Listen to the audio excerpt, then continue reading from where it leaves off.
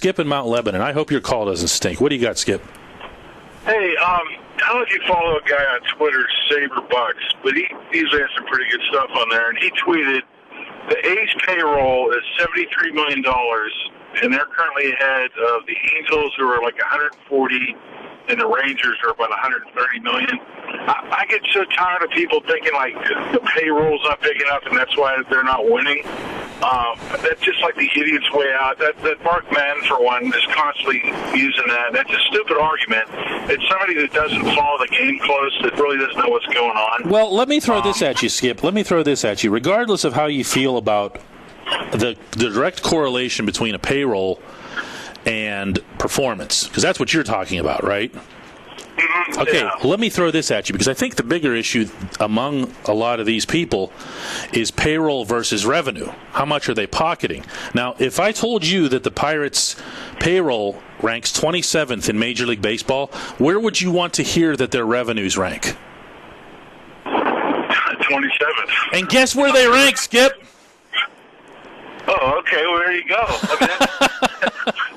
Bloomberg News Service. I wanted to hear. Bloomberg News Service did its own independent survey of Major League Baseball revenues last season. Broke them down, not just by team, but by little facets: concessions, parking, ticket sales, suite sales, sponsorships.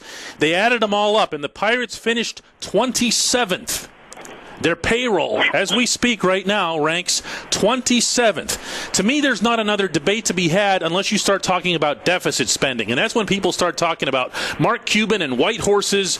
You know, ask Mark Cuban how much deficit spending he's done with the Mavericks. How much do you think he's done? Probably zero. Zero, because they have a salary cap. How much deficit spending have the Roonies done? 0.0. 0.0 because there's a salary cap. How much deficit spending have Mario Lemieux and Ron Burkle done with the Penguins? I would say 0.0 again. You know what, Skip? You're acing this, man. You are acing this. It's 0.0, and you know why? Because there's a salary cap. You can talk about symptoms until you're blue in the face. This isn't about symptoms. It's about a cause. Major League Baseball's economic system is a joke. It's crazy, and it's talent evaluation and developing players. Yes. And I think they're, Madden makes out like we're all lemmings just falling in and throwing our money away. I follow this team very closely, and they're definitely pointing in the right direction. What's going on right now, I'm not crazy about like everybody else, but I still think our arrow is pointing up. Well, I'm not here to talk about it. Yeah, I'm not here to talk about anybody else in the media, Skip. You know I don't do that. I appreciate the call very much, and I appreciate the sentiment as well. The arrow is pointing up from the Pirates from a developmental standpoint, from a young player standpoint, from a standpoint of filling out the 8 everyday positions that are out there. And I got to tell you that if they didn't adopt the same stance that they have with Polanco when it came to McCutchen, when it came to Alvarez, when it came to Cole, we wouldn't be having this discussion right now because they'd be in their 22nd consecutive losing season and heading nowhere. Ryan in Baltimore, you're on. Hey, how's it going? I don't know, Ryan. You're not going to get me fired up like that, are you? No, of course okay, not. Good. No. So I kind of want to go in a different direction here and talk about the Penguins. As far as the search for the new GM is concerned, you think what are the actual chances of them just staying status quo for a year and keeping Bosma, keeping Botterill, and then trying to go after Babcock next year? You're not the only one that I've heard say that, including even on the inside. I don't think you're going to see Dan Bylsma coaching the Penguins again. In fact, I've written that I don't expect that to happen at all. Okay, I do think there's a chance that Jason Botterill stays on board, but I think Ryan, what's funny is you start trying to read patterns into things that maybe you shouldn't. But the longer a search goes on, the longer you think that the guy that's already in place isn't the guy. Am I right? I guess we lost Ryan. I think that I think that Bottrell's got a chance to hang on. I don't think that Bilesman does. But forget about Babcock, seriously. I mean, the overtures that have been made to him by the Red Wings lately tell me that the Ilitches are willing to step up and pay him whatever it takes, and money always talks. Mike in North Carolina, you're on.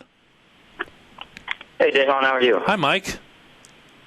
Hey, I brought this up in your chat yesterday, and I kind of was hoping you could expand on it a little bit. But this Penguins off season here, this next month or so, I think is going to be one of the most important off seasons we've had in 10 years or more. And I think my question to you would be, do you trust Mario Lemieux and Ron Burkle to make the right decisions?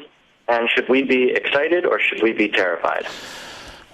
You know, the first part of your question is I think is the most important, because what you'd have to trust Mario and Ron to do is to do proper diligence in terms of getting the GM, because everything else that we're talking about, Mike, is what? It's up to the new GM.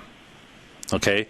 So Mario and Ron have to do the proper diligence. If their mindset, either of the two, is let's get this over with, I'm going to get out on the golf course.